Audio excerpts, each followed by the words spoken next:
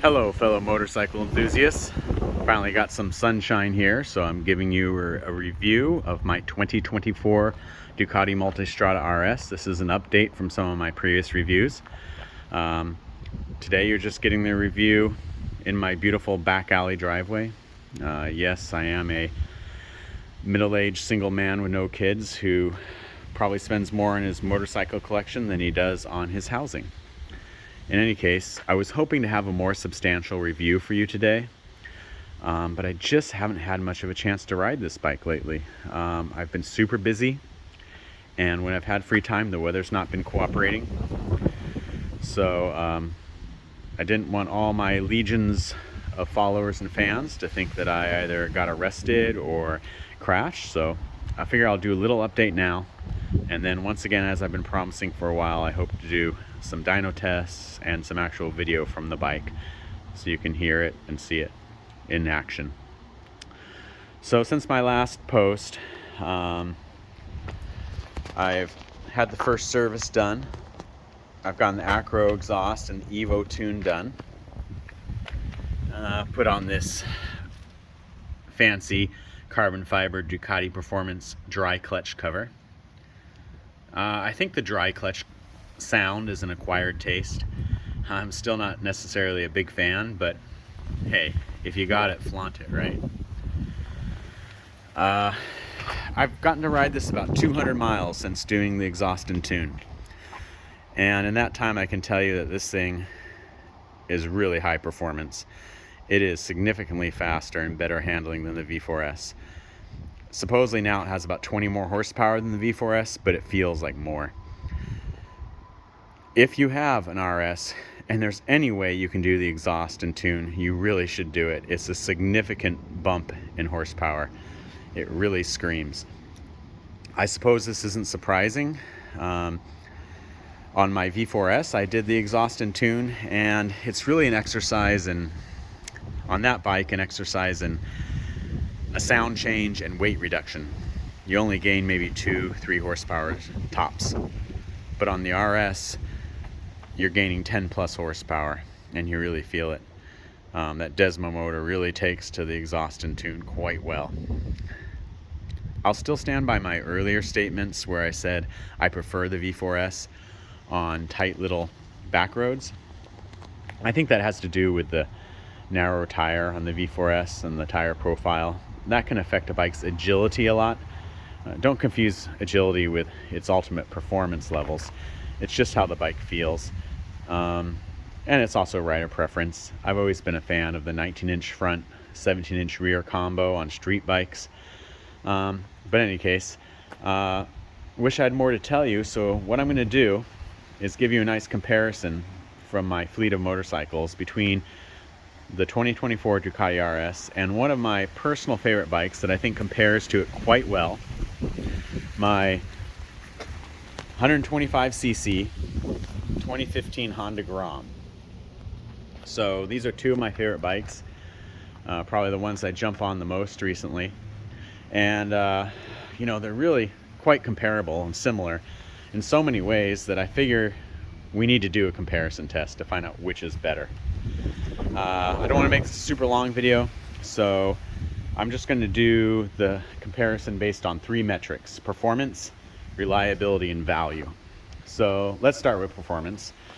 And on performance, there are a lot of metrics, but let's take the most important performance metric, which is top speed.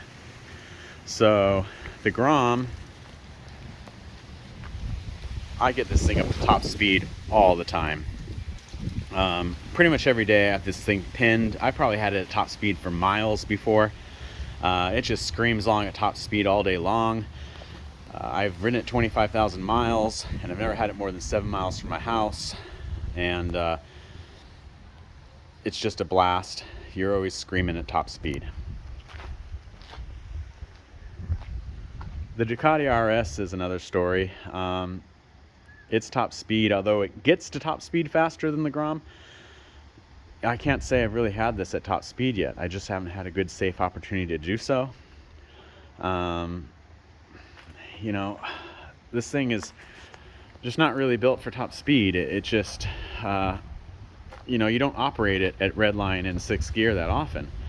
So, I mean, a bike that isn't really designed to go top speed all day, that's not such a performance bike.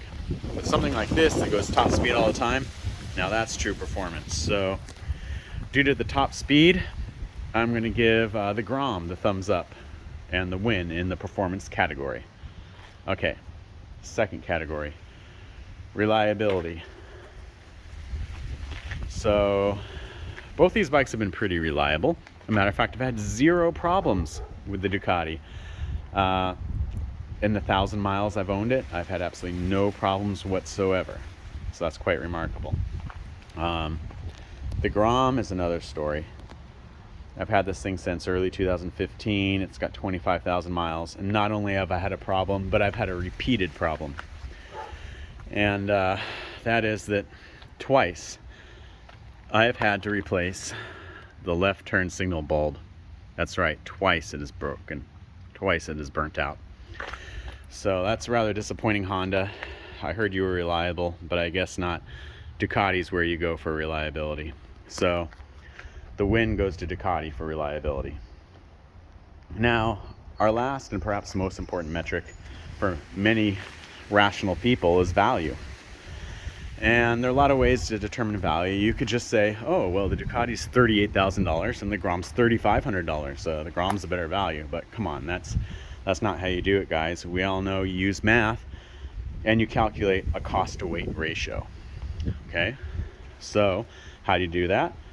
Well, for example, the Ducati, $38,000, weighs 525 pounds with gas, approximately. That gives you a cost to weight ratio of $72 per pound. The Grom costs $3,500 or so, weighs 230 pounds with gas. That gives you a cost to weight ratio of about $15 per pound. So still, you'd think the Grom would be winning, right? 15 versus 72. But let's not forget, you always want to use an adjusted cost to weight ratio. What is that? Well, on a motorcycle, the rider is really important, right? So you want to subtract the weight of the rider when you calculate your adjusted cost to weight ratio. So we take the 525 pound Ducati, we subtract my 205 pound weight, that gives you 320 pounds. So the new adjusted cost to weight ratio for the Ducati is $119 per pound. That's pretty high. But when it comes to the Grom, and this is quite shocking, you subtract my 205 pound weight from the 225 or 230 pound weight of the Grom, and then you're left with 25 pounds. You do the math, and you're left with a cost to weight ratio of $140 per pound for the Grom. I mean, that's a really high adjusted cost to weight ratio. So yeah, obviously once you do the math, way better value for the Ducati, 119 as opposed to 140 for the Grom. So, you know, unless you're some kind of hoonigan that wants to go to top speed all the time, don't blow your $3,500 on a Grom. You know, the practical choice would be to go with the value and reliability of the Ducati and go give them $38,000. So that's my assessment. I hope you appreciate it, and I'll give you some real updates soon.